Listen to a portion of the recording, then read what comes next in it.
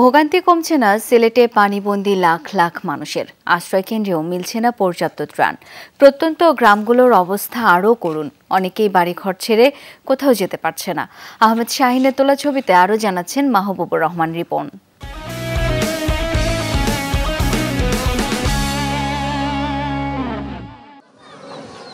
কোম্পানীগঞ্জ উপজেলা সদরের সাথেই এই আশ্রয় কেন্দ্র। 3 দিন আগে শুকনো খাবার পেয়েছেন আশ্রিতরা, তারপর আর দেখা মেলেনি কারো।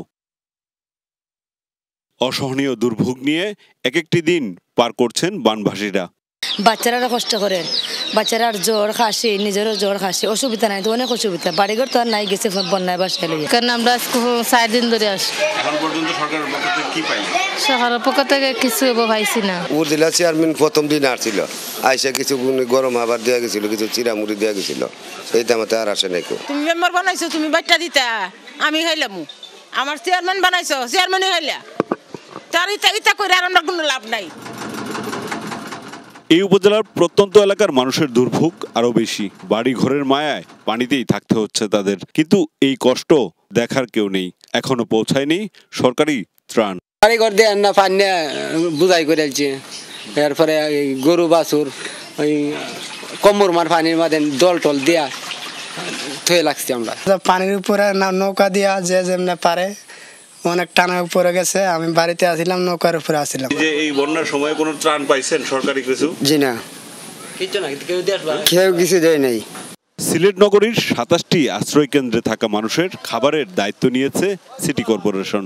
সিলেটের দণ্ডাঢ্য ব্যক্তিরা আছেন, সবাইকে আমরা আমাদের যে এই যে ক্রাইসিসে আমরা সবাইকে একযোগে কাজ করব।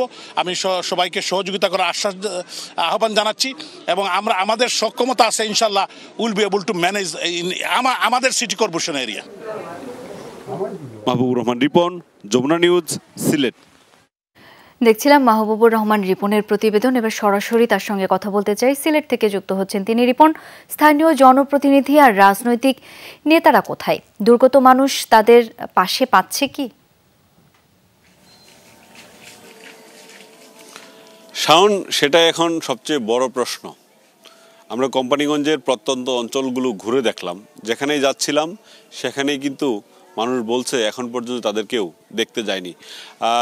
আমরা যেটা দেখলাম, আপনি নিজেও দেখলেন যে আশ্রয় কেন্দ্রের মানুষগুলো বলছে 4 দিন ধরে আশ্রয় কেন্দ্রে রয়েছে, কিন্তু সেখানে একবার শুকনো খাবার পেয়েছেন তারা, আর কেউ এখন পর্যন্ত তাদেরকে দেখতে যায়নি। এই অবস্থায় আসলে তারা কিছুটা বিমর্ষ, কারণ বাড়িঘর ছেড়ে এসেছেন।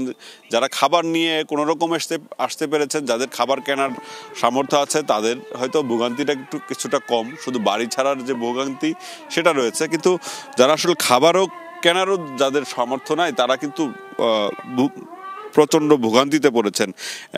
এই মুহূর্তে আমরা যে জায়গাটিতে আছি, আপনি দেখছেন বাড়িঘরগুলো, এই বাড়িঘরগুলোর লোকজন আশ্রয় কেন্দ্রে গেছেন।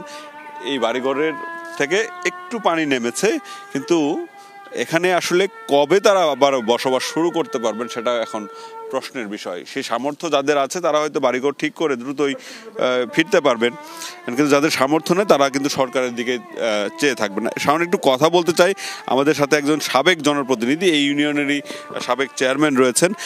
ত্রাণ তৎপরতা নিয়ে আপনার কেমন মনে হচ্ছে? আপনিও তো এলাকায় যাচ্ছেন, কেমন মনে হচ্ছে? ধন্যবাদ।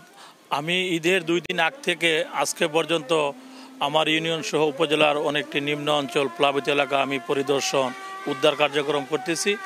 সরকারের পর্যাপ্ত পরিমাণ ত্রাণ আছে, মজুদ আছে, তো এগুলো এখনও কোনো পৌঁছতেছে না, পৌঁছতে দেরি হচ্ছে।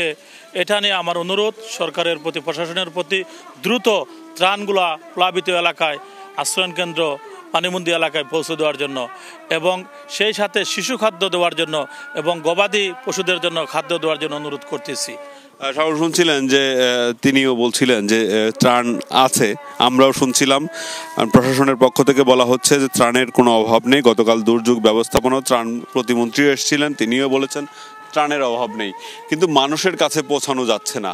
সেটা এই দুটি বিষয়ের মধ্যে আসলে কোথায় সমস্যা আছে সেটা এখন খুঁজে বের করা উচিত, এবং দ্রুত এসব মানুষের কাছে ত্রাণ পৌঁছানোই কিন্তু এখন বড় কাজ হবে সরকারের।